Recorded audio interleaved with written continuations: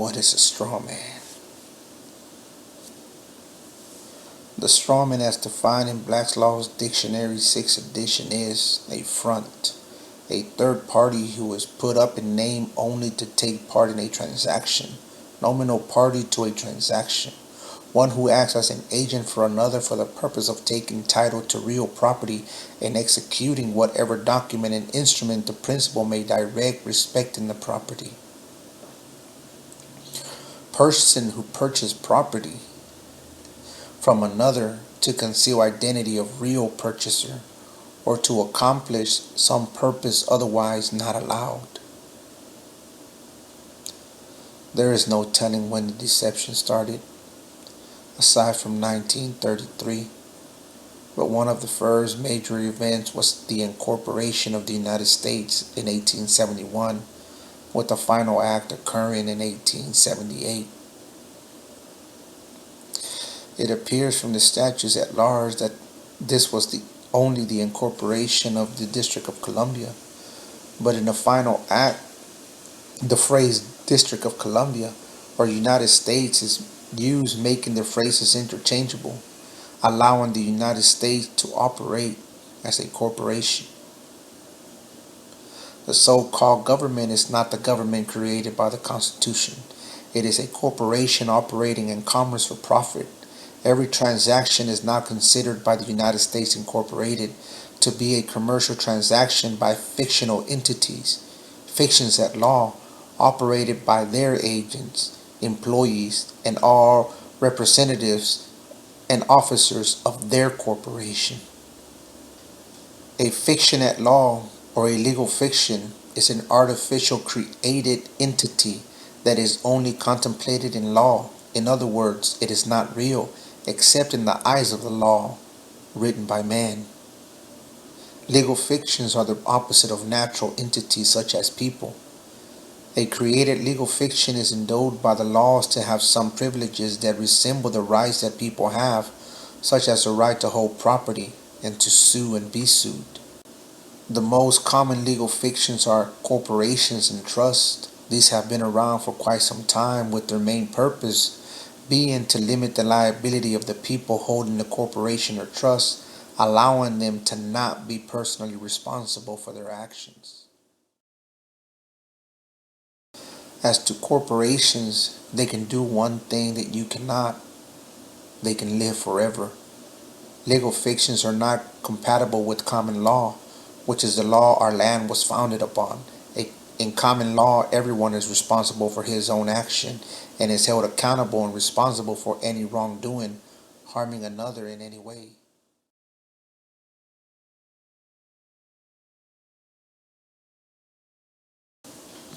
You're probably saying, what does this have to do with me?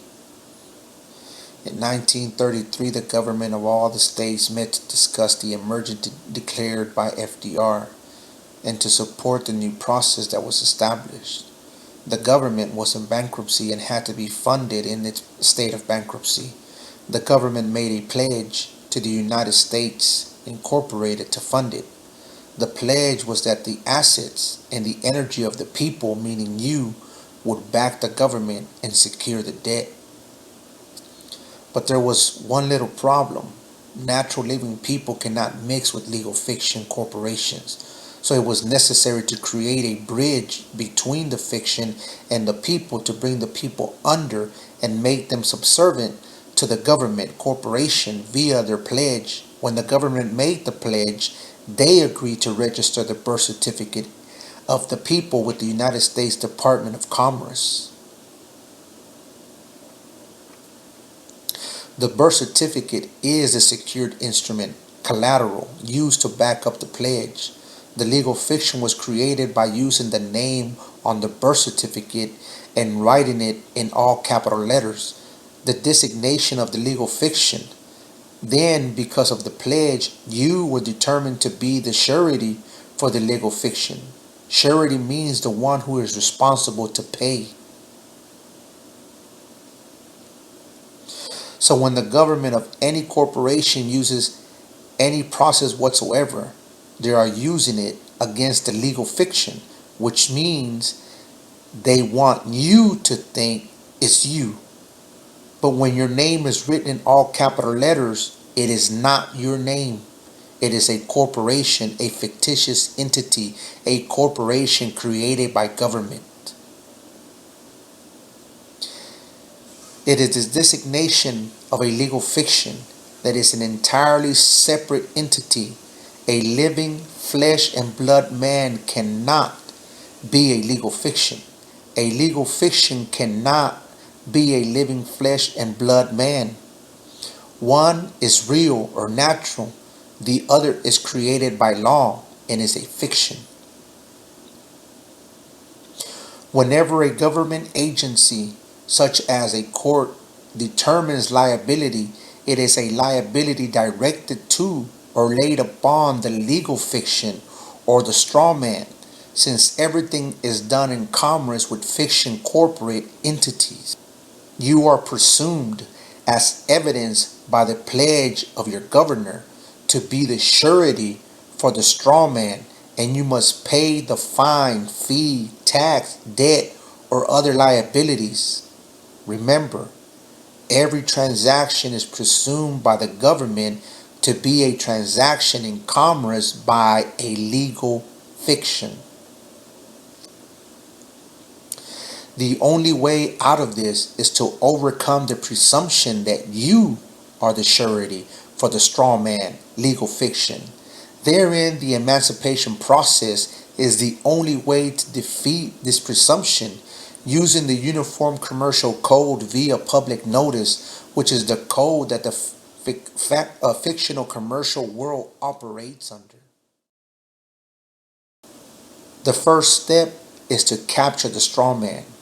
Is establish a security agreement between you and the straw man, corporation, legal fiction, and then file a UCC-1 financial statement to secure a claim via a superior security interest against the all-capitalized legal fiction straw man, the property, and the collateral. Said security interest or registration of title control is placed upon the birth certificate, social security account, driver's license, etc. by and through acceptance for value. Included in the process the creation of power of attorney, copyright notice, and hold harmless indemnity agreement. The UCC-1 financing statement, security interest, and a lien, and the filing of the existence of these documents will redeem you and your debtor straw man from the commercial system and establish documented evidence to overcome the presumption that you are the surety for the straw man, the all capital letter name.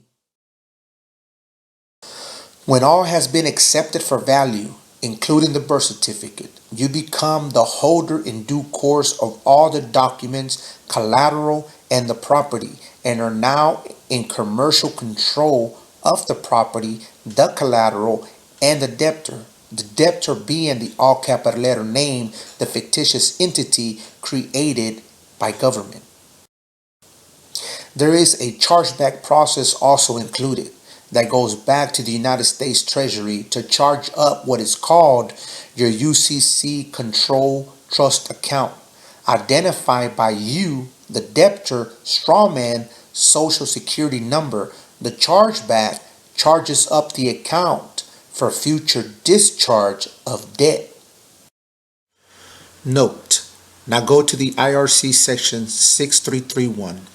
Levy may be made upon the accrued salary or wages of any officer, employee, or elected official of the United States, the District of Columbia, or any agency or instrumentally of the United States or the District of Columbia.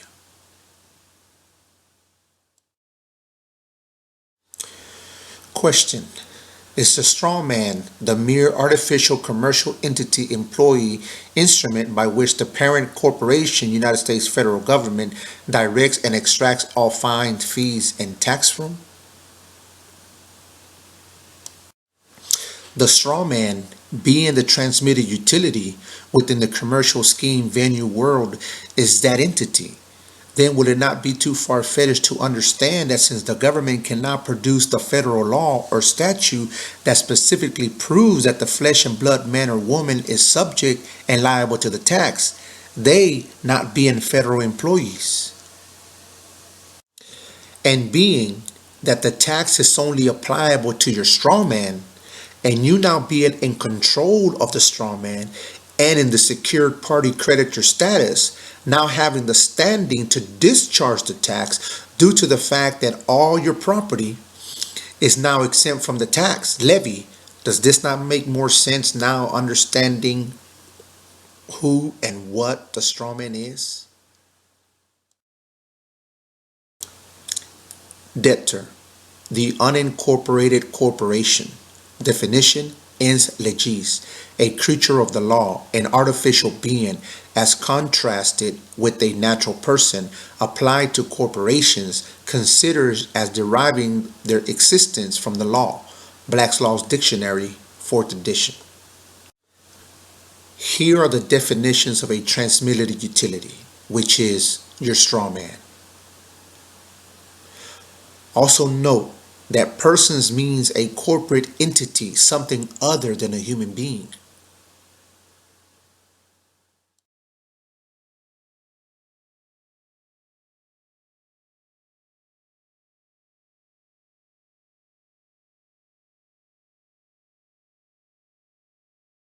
Since you are or will be soon the secured party creditor and sovereign, you can define the term as well.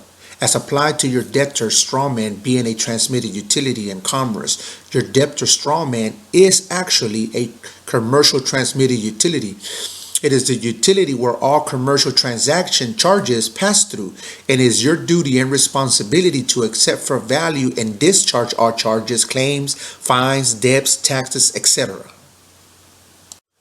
To become a secured party creditor is a process that you must learn and understand fully before attempting to file any legal documents, as you will be tested to see if you are who you say you are. If you do not understand any of this fully, then do not go forward in any attempt to becoming a secured party creditor. The information contained in this video is not to be taken as legal advice. The information within this video or any other video and or videos by the emancipator is for edification purpose only.